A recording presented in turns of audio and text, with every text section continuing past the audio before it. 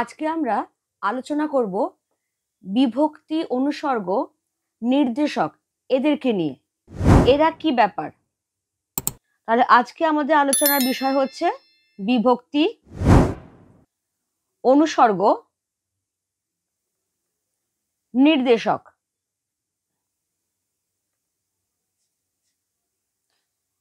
Actually এগুলো গ্রামারেরই একটা part, সব ক্লাসেই লাগে। সেজন্য এগুলো সম্পর্কে একটু বেসিক আইডিয়া করে রাখাটা খুব দরকার। প্রথমেই বিভক্তি। বিভক্তি বলতে কি বোঝায়? যদি আমরা পয়েন্ট ওয়াইজ যাই তাহলে বিভক্তি হচ্ছে অর্থহীন বর্ণ বা বর্ণ সমষ্টি।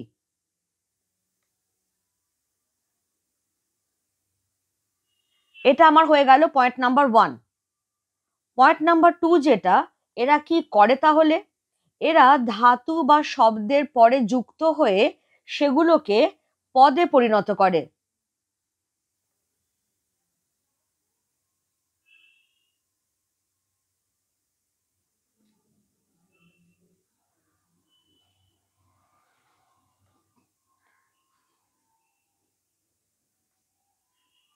সুতরাং এখান থেকেই স্পষ্ট যে বিভক্তি দু প্রকার, তাই না? কি করে বলতে পারলাম সেটা?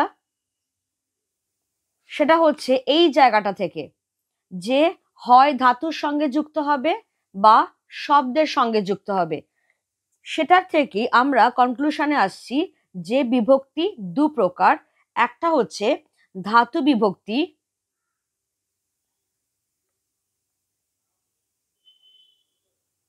বা ক্রিয়া বিভক্তি,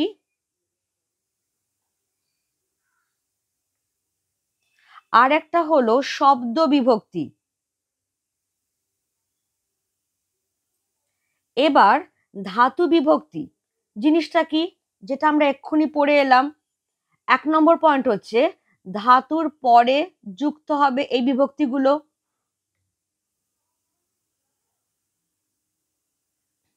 আর 2 নম্বর পয়েন্ট হচ্ছে ধাতুর পরে যুক্ত হয়ে এরা যে পদটা গঠন করবে সেটাকে বলা হবে ক্রিয়াপদ। তাহলে ক্রিয়াপদ গঠন করে।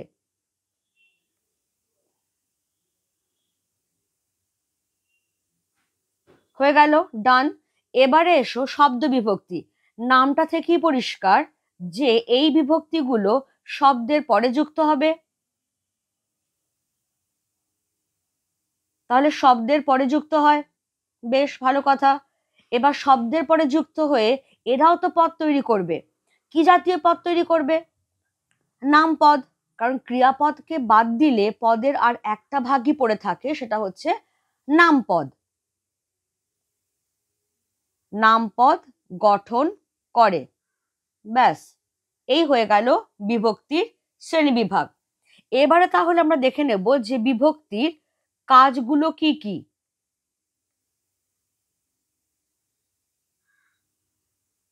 পদ তৈরি করছে ডেফিনেটলি, কিন্তু এই যে পদগুলো তৈরি করছে সেগুলো কি জাতীয় পদ বা কি জাতীয় সম্পর্ক নির্ণয়ের ক্ষেত্রে কাজে লাগছে সেটাই আমরা এবার একটু আলোচনা করে নেব। বিভক্তির কাজ। নাম্বার 1, বিভক্তি কারকের বোধ তৈরি করে। ভীষণ ভীষণ ভাইটাল পয়েন্ট, সেজন্য ফার্স্ট পয়েন্টই রাখা হলো এটাকে, কারকের বোধ তৈরি করে। অ্যাজ ফর এক্সাম্পল আমি যদি বলি ছাগলে ঘাস খায়, ছাগলে ঘাস খায়। সমাপিকা ক্রিয়াকে কে দিয়ে যদি কোয়েশ্চেন করি, কে ঘাসটা খাচ্ছে, তাহলে ছাগলে। তাহলে এই যে ছাগলে, এটা কর্তৃকারক। এই কর্তৃকারকের বোধটা তৈরি করে দিচ্ছে বিভক্তি। কারণ এখানে দেখো বিভক্তিটা আছে কিন্তু এ বিভক্তি, আসল ওয়ার্ডটা ছাগল, তার সঙ্গে তুমি এ যোগ করলে, তাহলে তৈরি হয়ে গেল ছাগলে। এবারে বিভক্তির দ্বিতীয় কাজ। বিভক্তির দ্বিতীয় কাজ কি? সম্বন্ধ পদ গঠন করা।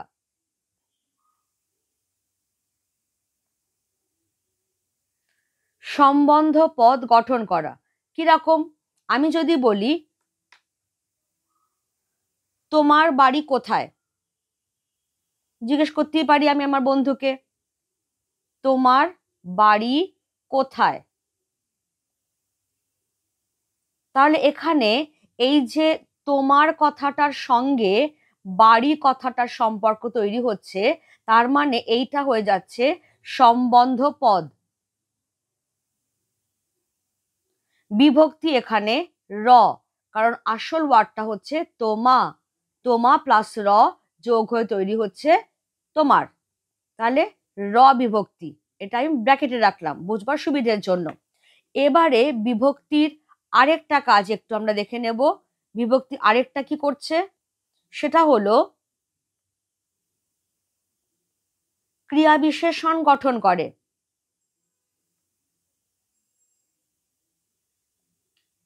ক্রিয়া বিশেষণ বোঝো তো?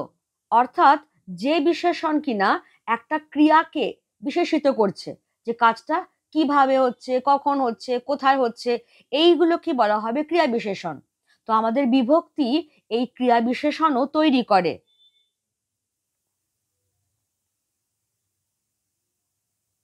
কিরকম? এক্সাম্পল নিয়ে নাও, ঘোড়াটি জোরে ছুটছে।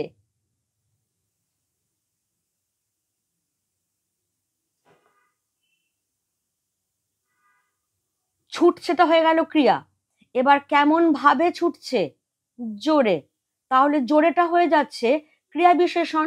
এবার বিভক্তি তুমি এখানে কি পাচ্ছ? বিভক্তি পাচ্ছ এ। কেন না, আসল ওয়ার্ডটা তো আমার জোর, তার সঙ্গে প্লাস করে আমি এ, তারপরে ওয়ার্ডটা তৈরি হয়েছে জোরে, সেজন্য এটাকে আমি বোঝবার সুবিধের জন্য ব্র্যাকেটে রাখলাম যে এ বিভক্তি।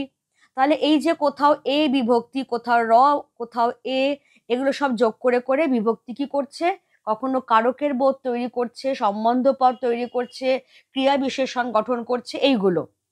এবার আমরা একটা জায়গায় যাব, সেটা হচ্ছে যে বাংলায় শব্দ বিভক্তি মোট কটা আছে, কি রকম।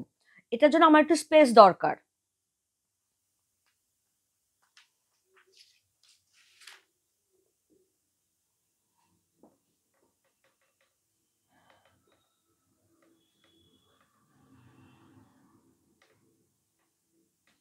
বাংলায় শব্দ বিভক্তি, আসলে বাংলায় শব্দ বিভক্তি কিন্তু মাত্র 4টি, কিন্তু সেইগুলোর আবার ভ্যারিয়েশন আছে, অর্থাৎ বিকল্প রূপ আছে। তো আগে এই 4টে দেখে নিই এবং সঙ্গে সঙ্গে বিকল্প রূপগুলো আমরা দেখতে দেখতে যাব। নাম্বার ওয়ান যেটা, সেটা হচ্ছে কে। এবার তার বিকল্প রূপ আমি এখানে দিয়ে দিচ্ছি বিকল্পে, ঠিক আছে। কের তাহলে বিকল্প রূপ হতেই পারে রে, এরে। সবকটার আগে একটা ছোট্ট করে হাইফেন দিয়ে রাখলাম, কারণ বিভক্তি যেহেতু আলাদা করে বসতে পারে না, হাইফেনটা সেটাই ইন্ডিকেট করছে। এবার নাম্বার 2তে এসো, অর্থাৎ আমাদের 2 নম্বর যে আসল শব্দ বিভক্তি, সেটা হচ্ছে এ। এবার তার বিকল্প রূপ, তার বিকল্প রূপ কি হতে পারে? একটা হতে পারে অন্তঃস্থ, আরেকটা হতে পারে অন্তঃস্থ একার। হয়ে গেল। এবার এসো 3 নম্বরে। 3 নম্বরে আমরা পাচ্ছি তে। বিকল্প, ওর বিকল্প রূপ হতে পারে এতে। 3টে অবধি পেয়ে গেছি। এবারে আমাদের 4 নম্বর। 4 নম্বর হচ্ছে আসল বিভক্তিটা র। এবার বিকল্প রূপ, বিকল্পে আমরা এর, কের, কার, এই রকম ভাবে পেতে পারি, ঠিক আছে। তাহলে এইগুলো হয়ে যাচ্ছে আমাদের মূল 4টে শব্দ বিভক্তি, এবং সেই সঙ্গে পাশাপাশি যেগুলো লিখলাম সেগুলো হচ্ছে তার বিকল্প রূপ। কেন দিয়ে দিলাম? কারণ যাতে যখন তোমাদের পরীক্ষায় কোয়েশ্চেন আসবে যে কারক বিভক্তি নির্ণয় করো, কারকটা চিনতে পারলে যাতে বিভক্তি নির্ণয় করতে সমস্যা না হয়। আমি এক্ষুনি কয়েকটা এক্সাম্পল করে নিচ্ছি। কিরকম? ধরো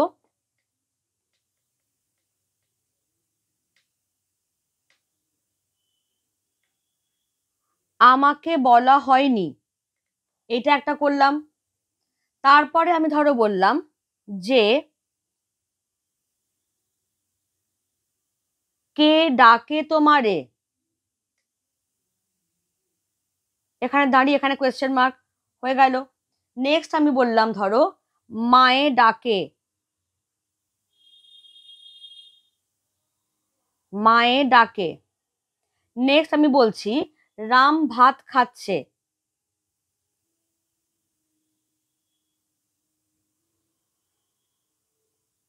রাম ভাত খাচ্ছে, হলো। তারপরে ধরো বাড়িতে কেউ আছেন,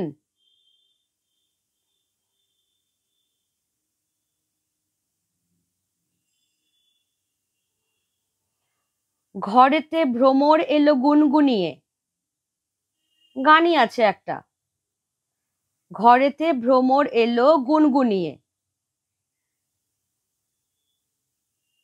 হয়ে গেল। এবার যদি বলি গায়ের জোরে সব হয় না, গায়ের জোরে সব হয় না, কেমন? এবারে তাহলে আমি আন্ডারলাইন গুলো কোথায় কোথায় করছি একবার দেখো। আচ্ছা, আর একটা সেন্টেন্স ধরো আমি দিয়ে রাখলাম, বইটি টেবিলে রাখো,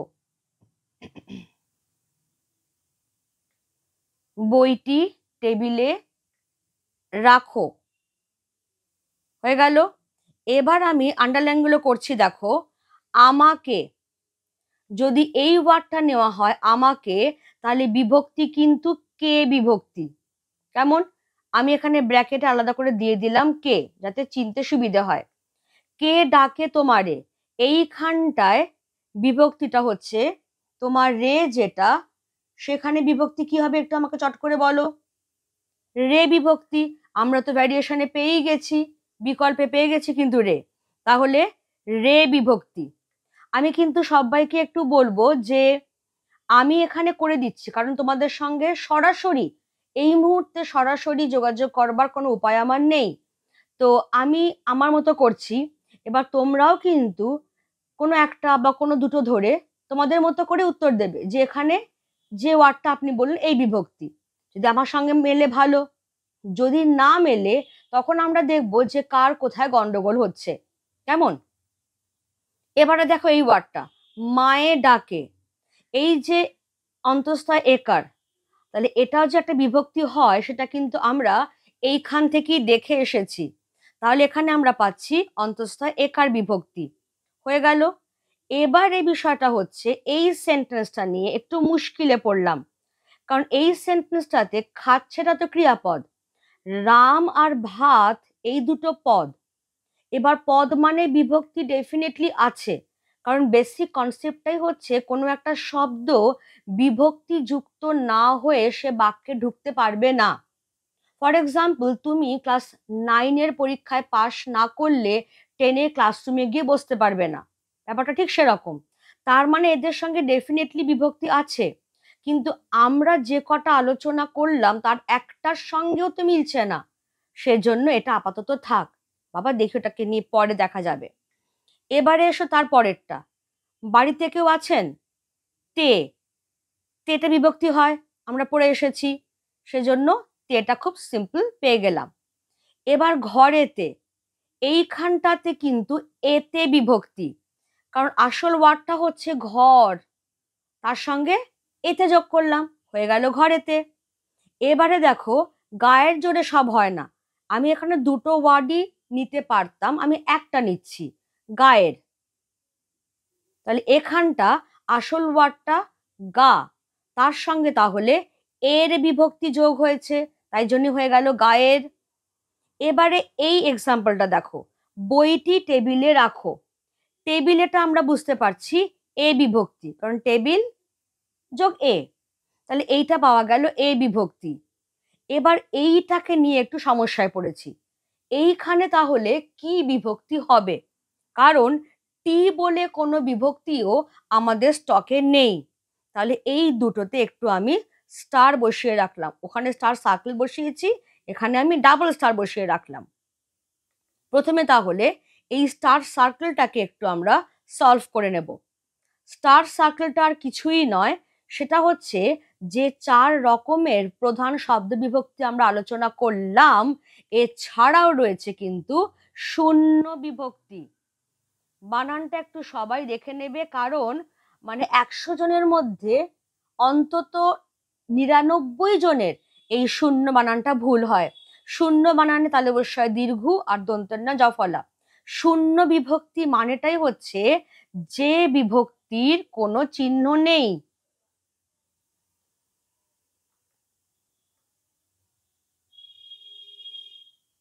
যে বিভক্তির কোনো চিহ্ন নেই, অবিভক্তিকে ইউজুয়ালি শূন্য বিভক্তি বলা হয়। কিন্তু পরীক্ষায় আমরা অবিভক্তি লিখতে পারবো না, কারণ গ্রামাটিক্যালি পরীক্ষায় আমাদের ইউজ করতে হবে শূন্য বিভক্তি টার্মটা। তাহলে এবারে চলে এসো, রাম আর ভাত এই দুটোই পদ। এবার এদের সঙ্গে কোন কারক সেটা আমরা এখন আলোচনা করছি না। কোন বিভক্তি আমাদের স্টকে থাকা এই বিভক্তিগুলো যখন মিলছে না, অথচ এরা বাক্যে বসে আছে, তার মানে ডেফিনেটলি পদ হয়ে গেছে, তার মানেই এই দুটোর ক্ষেত্রেই কিন্তু শূন্য বিভক্তি এসেছে। কারণ আমি এই মাত্র বলে দিলাম যে শূন্য বিভক্তিটাই এমন যার আলাদা করে কিন্তু কোনো চিহ্ন থাকবে না, সেই জন্য এই দুটোতেই শূন্য বিভক্তি এসেছে। হয়ে গেল। এই ডাবল স্টারটা নিয়ে আমরা একটু পরে কথা বলছি। এবারে আমরা যেটা আসব সেটা হচ্ছে তির্যক বিভক্তি।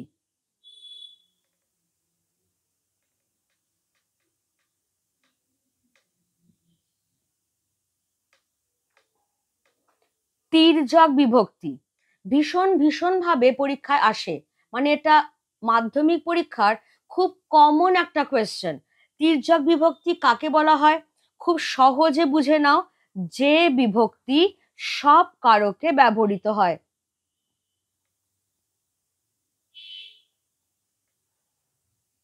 যে বিভক্তি সব কারকে ব্যবহৃত হয় তাকেই বলা হবে তির্যক বিভক্তি। এবার আমি সেজন্য সব কারকের এক্সাম্পল দিয়ে ব্যাপারটাকে একটু বুঝিয়ে দেব। কিরকম? ছাগলে কি না খায়? জিজ্ঞাসিব জনে জনে।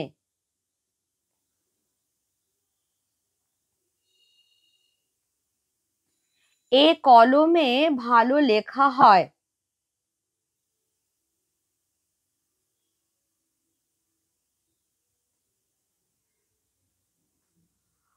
কোন কাজে দুর্গাপুর যাবে? দুর্গাপুরটা আমি বললাম তাই, যে কোনো জায়গায় হতে পারে। কোন কাজে দুর্গাপুর যাবে? বিপদে মোরে রক্ষা করো, এটাও তোমাদের সবার চেনা লাইন। বিপদে মোরে রক্ষা করো। জলে কুমির আছে।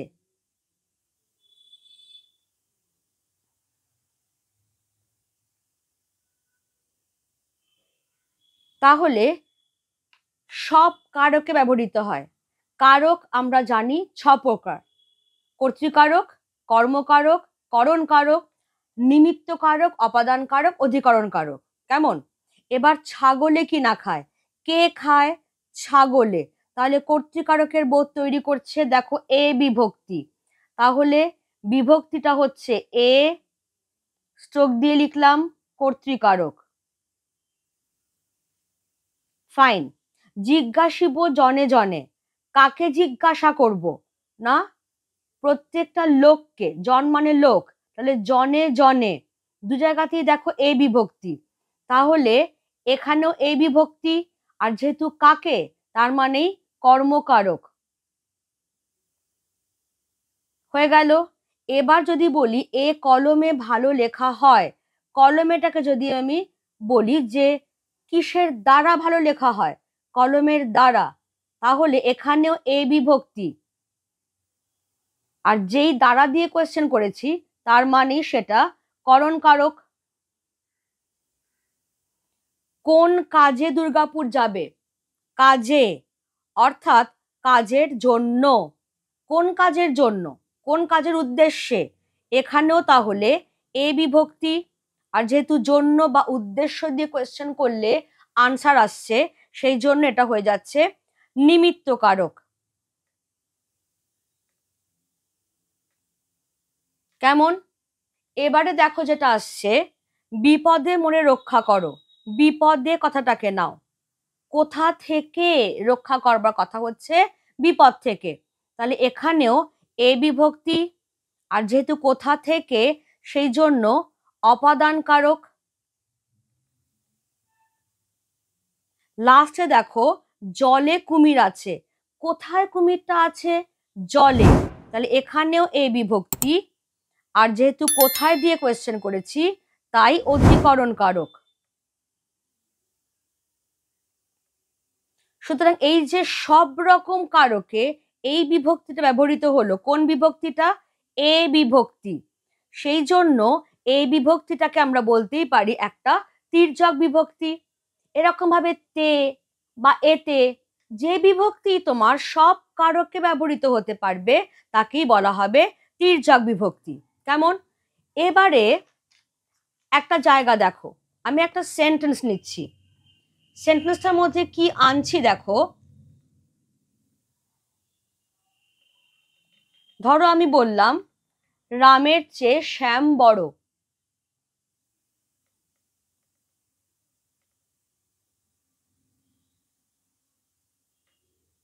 রামের চেয়ে শ্যাম বড়। খুব ভালো করে একটু সেন্টেন্সটাকে দেখো, রামের কথাটাকে দেখো আর চেয়ে কথাটাকে দেখো, কারণ আছে। রামের যে কথাটা সেখানে আমরা পেয়ে গেছি যে বিভক্তি হচ্ছে এর, খুব সহজ বুঝে নেওয়া, কারণ আসল ওয়ার্ডটা ছিল রাম, তার সঙ্গে যোগ হয়েছে এর। তাহলে বাই দ্য ওয়ে এই চেয়েটা কি ব্যাপার? এই চেয়েটা তো আমরা এতক্ষণ ধরে যা বিভক্তি পড়ে এলাম, এমনকি শূন্য বিভক্তি, তার মধ্যেও তো নেই। আমাদের স্টকে তো এই জাতীয় কোনো বিভক্তিই নেই। আসলে কেন নেই? কারণ এটা বিভক্তি নয়, এটা হচ্ছে অনুসর্গ। তাহলে এবার চলে এসো অনুসর্গ, সেই বিষয়গুলো কি কি? অনুসর্গ হচ্ছে স্বাধীন শব্দ।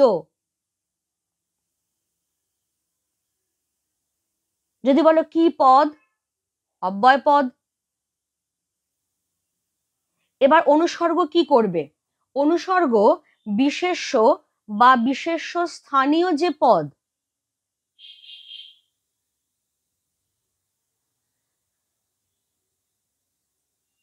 বিশেষ্য স্থানীয় পদের পরে কখনো আগে, আগেও বসতে পারে,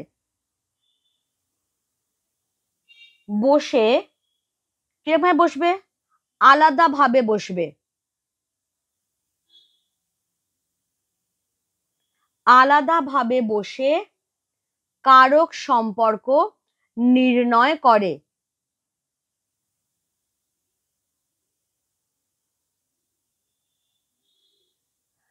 কারক সম্পর্ক নির্ণয় করে। হলো? এবারে তাহলে এখান থেকে আমরা যেটা পেয়ে যেতে পারি সেটা হচ্ছে অনুসর্গ তাহলে ক ধরনের হবে। আমরা বিভক্তির ক্ষেত্রেও তার ধরন বুঝে নিয়েছিলাম। অনুসর্গ কিন্তু দু ধরনের। কিরকম? একটা হচ্ছে নাম অনুসর্গ। নাম অনুসর্গটা কি ব্যাপার? যেখানে একটা নাম পদ, দেখো নাম পদ চার রকমের হয়, বিশেষ্য, বিশেষণ, সর্বনাম, অব্যয়। এখানে কিন্তু অলরেডি আমি ধরিয়ে দিয়েছি যে অনুসর্গ হচ্ছে এক জাতীয় অব্যয়। তাহলে আমি এখানে বলতেই পারি যে নামপদ অর্থাৎ কিনা অব্যয় অনুসর্গ রূপে ব্যবহৃত হয়।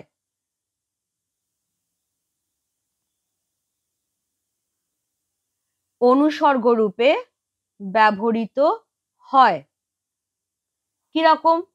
যদি বলা হয়, একটা এক্সাম্পল নিলাম আমি, সীতা বিনা আমি যেন মণিহারা ফণে, রামচন্দ্র বলছেন সীতা বিনা আমি যেন মণিহারা ফণি, অর্থাৎ সাপের মাথায় যখন মণি থাকে, সাপ খুব শক্তিশালী থাকে, কিন্তু সেই মণি যদি তার চলে যায়, সব শক্তিও তার চলে যায়। সেরকমই সীতার বিরহে রামচন্দ্রের এই করুণ অবস্থা। এই যে বিনা কথাটা এলো, এই বিনা কথাটাই একটা অব্যয় পদ, যেটা অনুসর্গ রূপে বিশেষ্যের পরে বসেছে এবং একটা কারকের বোধ তৈরি করে দিয়েছে। তাহলে এই হয়ে গেল আমাদের নাম অনুসর্গ বোঝা। এবার নেক্সট আমরা এখানে দেখে নেব ক্রিয়া অনুসর্গ। নামটা থেকেই পরিষ্কার, তার মানে এখানে নিশ্চয়ই কোনো ক্রিয়াপদ অনুসর্গ রূপে ব্যবহৃত হবে। দেখে নাও কোন ক্রিয়াপদ? অসমাপিকা ক্রিয়াপদ অনুসর্গ রূপে ব্যবহৃত হয়।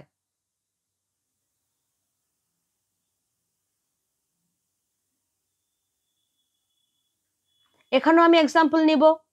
সেটা কি? চোখ দিয়ে জল পড়ছে, চোখ দিয়ে জল পড়ছে। তাহলে এই যে দিয়েটা একটা অসমাপিকা ক্রিয়া, যেটা এখানে অনুসর্গ রূপে ব্যবহৃত হয়েছে এবং একটা কারকের বোধ তৈরি করছে। তাহলে এই হচ্ছে দু জাতীয় অনুসর্গ। কেমন? এবার আমরা বলেছিলাম কি, এই জায়গাটা আরেকবার আমি ধরিয়ে দিচ্ছি, যে অনুসর্গ পদের পরে যেমন বসে ইউজুয়ালি, পদের আগেও কিন্তু বসতে পারে। এবার পদের পরে আমরা আলোচনা করে নিয়েছি, দুটো এক্সাম্পলে আমরা পদের পরে আলোচনা করে নিয়েছি। এবার আগে বসা অনুসর্গ ধরিয়ে দিলাম এখানে আমি, যে আগে বসা অনুসর্গ। আগে বসা অনুসর্গ এক্সাম্পল নাও। ধরো এই যে বিনাটা, সেটাকে নিয়ে আমি করতে পারি। বিনা রাজায় কি রাজ্য চলে? বিনা রাজায় কি রাজ্য চলে? তাহলে এই যে বিনাটা, দেখো বিশেষ্যর আগে বসেছে, আর এইখানে বিনাটা বিশেষ্যর পরে বসেছে। তাহলে এইভাবে অনুসর্গ আগেও বসতে পারে, পরেও বসতে পারে। ঠিক আছে, এবারে নেক্সট আরেকটা ভীষণ ইম্পর্টেন্ট জায়গা আমাদের আসছে, সেটা হলো অনুসর্গ অপর কি কি নামে পরিচিত। মানে বললাম না যে মাধ্যমিকের কতগুলো কোয়েশ্চেন আসে, যেগুলো যারা পেপার সেটার তাদের ভীষণ ভীষণ প্রিয় প্রশ্ন, যার মধ্যে একটা ছিল তির্যক বিভক্তি ব্যাপারটা, তেমনি আরেকটা হচ্ছে অনুসর্গ অপর কি কি নামে পরিচিত। তাহলে এখানে আমি করেই দিলাম অপর নাম। অনুসর্গের আর দুটো নাম আছে, একটা হলো পরসর্গ, পরে বসছে বলে, আরেকটা হলো কর্ম প্রবচনীয়। ভালো করে কিন্তু বানানটা দেখে নিও, যেন পেন টেন না ভেঙে যায়, দেখে নিও সেটা। তাহলে একটা হচ্ছে পরসর্গ আর একটা হচ্ছে কর্ম প্রবচনীয়। হয়ে গেল এই আমাদের অনুসর্গের ব্যাপার স্যাপার। এবার যতটুকু আমরা পড়লাম তার মধ্যে কিন্তু অলরেডি আমরা বিভক্তির সঙ্গে কিছু সিমিলারিটি পাচ্ছি, কিছু মিল পাচ্ছি, আবার কিছু অমিলের জায়গাও পাচ্ছি, তাই তো? তাহলে এবার যদি আমি বলি যে বিভক্তি বনাম অনুসর্গ, মিল অমিল দুটো দিকই একটু আমরা কথা বলে নেব। তাহলে বিভক্তি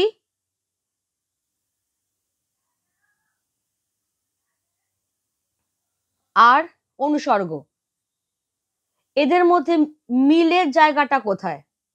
মিলের জায়গাটা কিন্তু একটাই, সেটা হচ্ছে উভয়েই কারকের বোধ তৈরি করে।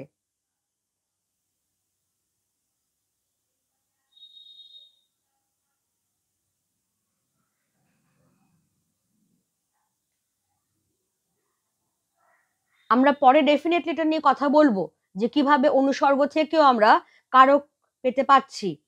আর এবার অমিলের জায়গাটাতে এসো। অমিল তো প্রচুর, ভরে ভরে রয়েছে। 1 নম্বর কি, তোমরা নিজেরাই বলতে পারবে যে বিভক্তি সেটা হচ্ছে বর্ণ বা বর্ণ সমষ্টি, whereas অনুসর্গ একটা স্বাধীন শব্দ।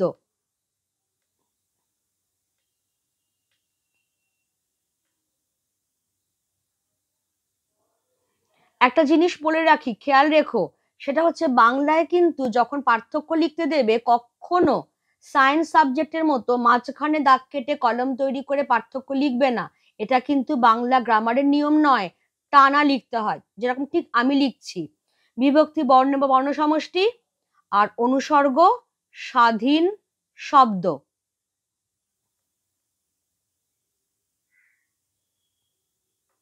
এবার যেহেতু বিভক্তি জাস্ট একটা বর্ণ বা বর্ণের সমষ্টি, তাই বোঝাই যাচ্ছে যে বিভক্তির নিজস্ব কোনো অর্থ নেই।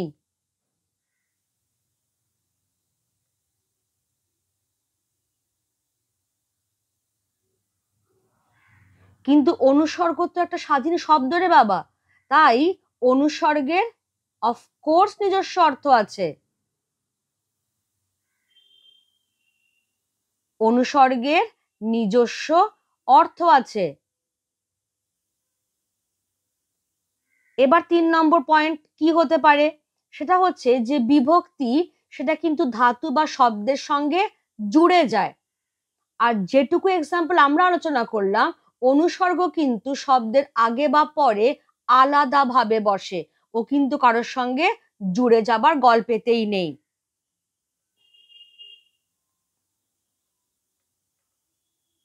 তাহলে বিভক্তি ধাতু বা শব্দের সঙ্গে যুক্ত হয়, অনুসর্গ শব্দের পরে কখনো আগে, এটাকে একটু ব্র্যাকেটে রেখো কারণ এটাও যেহেতু হচ্ছে বলে, শব্দের পরে বা কখনো আগে পৃথক ভাবে বসে, আলাদা ভাবে বসেও। তাহলে এই 3টে হয়ে গেল অমিলের জায়গা, আর এই একটা হয়ে যাচ্ছে মিলের জায়গা। এইগুলো একটু খেয়াল রাখতে হবে আমাদের, কেমন? এবারে চলে এসো, আমরা একটা সেন্টেন্স সেই ডাবল স্টার দিয়ে রেখেছিলাম, ডাবল স্টারওয়ালা সেন্টেন্সটা আমি এবার লিখছি। বইটি টেবিলে রাখো।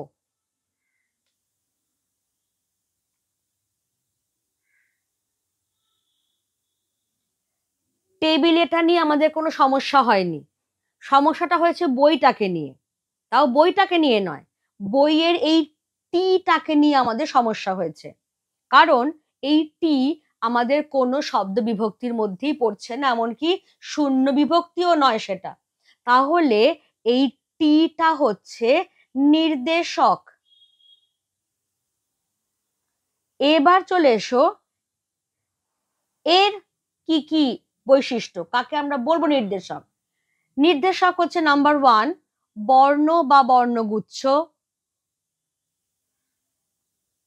নাম্বার 2 এরা আবার কি করবে, বিশেষ্য বিশেষণ সর্বনাম এদের পরে যুক্ত হবে।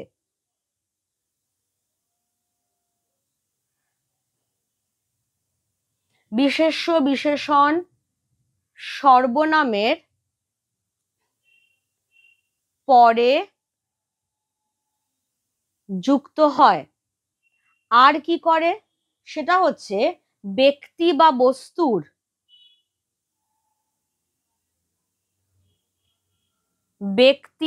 বস্তুর সংখ্যা বা পরিমাণ, কতটা, এটা হচ্ছে কটা আর এটা হচ্ছে কতটা, ব্যক্তি বা বস্তুর সংখ্যা বা পরিমাণকে সুনির্দিষ্ট করে।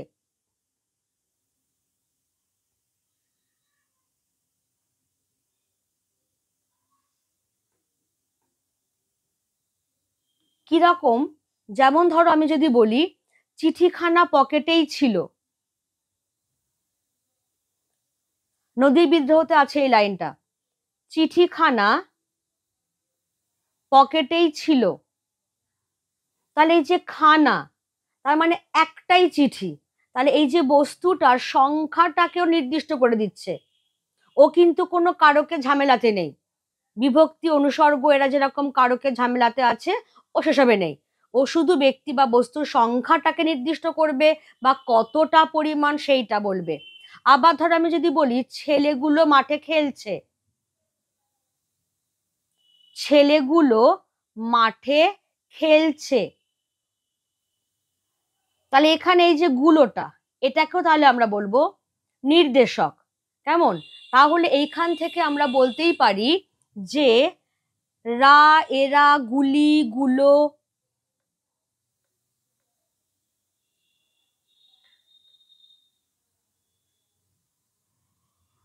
গাছা, গাছি, ধরো এক গাছা ছড়ি, এক গাছি মালা মানে একটা বোঝাচ্ছে, বা মালা গাছি মানে একটা মালা।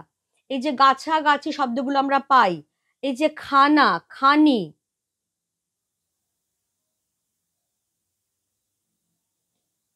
টি, টা, এই যাবতীয় বচন বোধক, যেগুলো দিয়ে আমরা বচন বোঝাচ্ছি যে কোথায় এক বচন কোথায় বহু বচন, যাবতীয় যে বচন বোধক শব্দ সেগুলোকে বলা হবে নির্দেশক।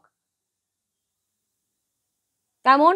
তাহলে যাবতীয় বচন বোঝাচ্ছে এই রকম যে শব্দ সেইগুলো কি বলা হবে নির্দেশক। এবং খেয়াল রেখো যে আধুনিক ভাষা বিজ্ঞানে, অর্থাৎ এখনকার দিনের যে ভাষা বিজ্ঞান, সেই আধুনিক ভাষা বিজ্ঞানে এদের কি নাম? এদের নাম হচ্ছে সহরূপ। হলো? তাহলে যেটাকে আমরা এখন চিনছি নির্দেশক বলে, সেটা কি তোমরা আরেকটু অ্যাডভান্স লেভেলে যখন পড়বে তখন সেগুলোকে চিনবে সহরূপ বলে। ঠিক আছে? এবারে তাহলে আমাদের এই কনফিউশনটা কি গেল?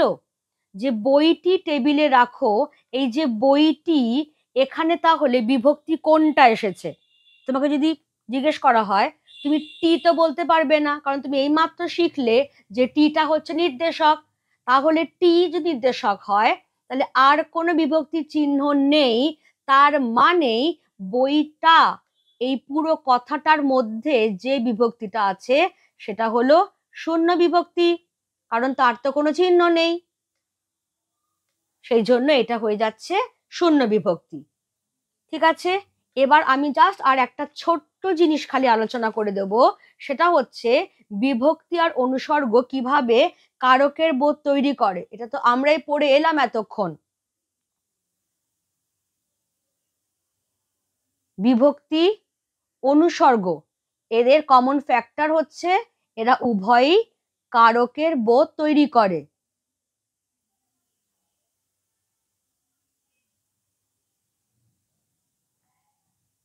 র্যান্ডম কয়েকটা এক্সাম্পল তুলছি, একদম র্যান্ডম। সেটা হচ্ছে ওরা ভয়ে কাঠ হয়ে গেল।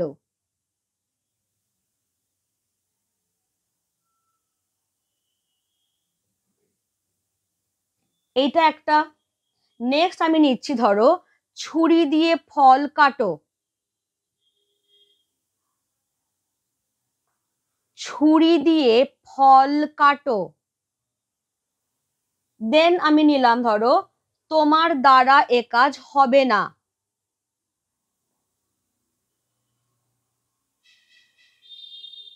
তোমার দ্বারা এ কাজ হবে না। এবার আমাকে মার্ক করে দিয়েছে এইটা, এইটা, এখানে মার্ক করে দিয়েছে এই পুরো অংশটা, এখানে মার্ক করে দিয়েছে এই পুরো অংশটা। এবার আমি সলভ করব। ক্রিয়াপদ হয়ে গেল, তাহলে কে বা কারা? উত্তর আসবে ওরা। তাহলে এইখানে এটা হয়ে যাচ্ছে কর্তৃকারক। এবার রা বলে আমরা কোনো বিভক্তি পাইনি, তার মানে এখানে এটা হয়ে যাচ্ছে শূন্য বিভক্তি।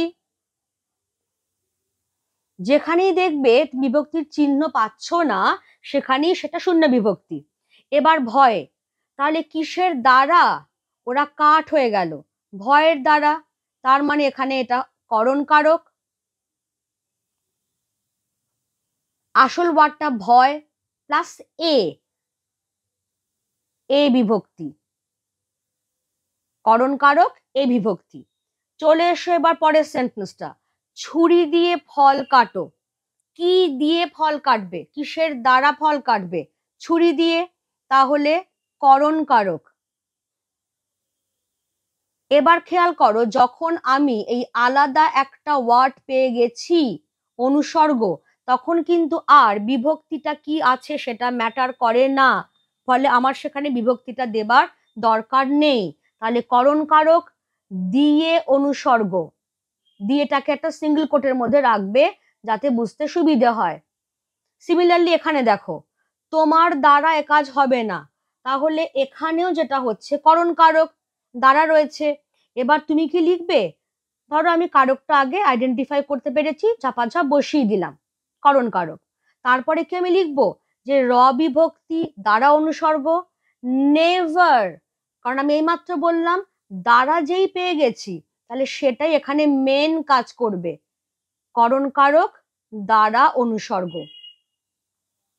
কেমন? তাহলে যখন অনুসর্গ পাচ্ছি তখন কিন্তু আর আলাদা করে বিভক্তির উল্লেখ করতে হবে না। আর যখন বিভক্তির নর্মাল চেহারাগুলো পাচ্ছি না তখন বুঝতে হবে সেখানে শূন্য বিভক্তি আছে। কিন্তু টি, টা, গুলি, গুলো এগুলো খবরদার বিভক্তির মধ্যে ফেলবে না, কারণ এগুলো বিভক্তি নয়, এগুলো হচ্ছে জাস্ট নির্দেশক। ঠিক আছে? তাহলে এই অবধি আমি আজকে আমার ক্লাস রাখছি। কারোর যদি কোনো কনফিউশন থাকে সে ডেফিনেটলি আমার কমেন্ট বক্সে জানাও। আর যেগুলো আমি সলভ করতে করতে গেছি তোমরাও তোমাদের মতো সলভ করো। যদি দেখো যে সলভ করে আনসার মিলছে সেটা আমাকে জানাও যে হ্যাঁ মিলেছে, যদি দেখো যে মিলছে না সেটাও আমাকে জানাবে। তোমাদের কমেন্ট আমার জন্য খুব দামি। কেমন? ওকে, থ্যাংক ইউ এভরিবডি।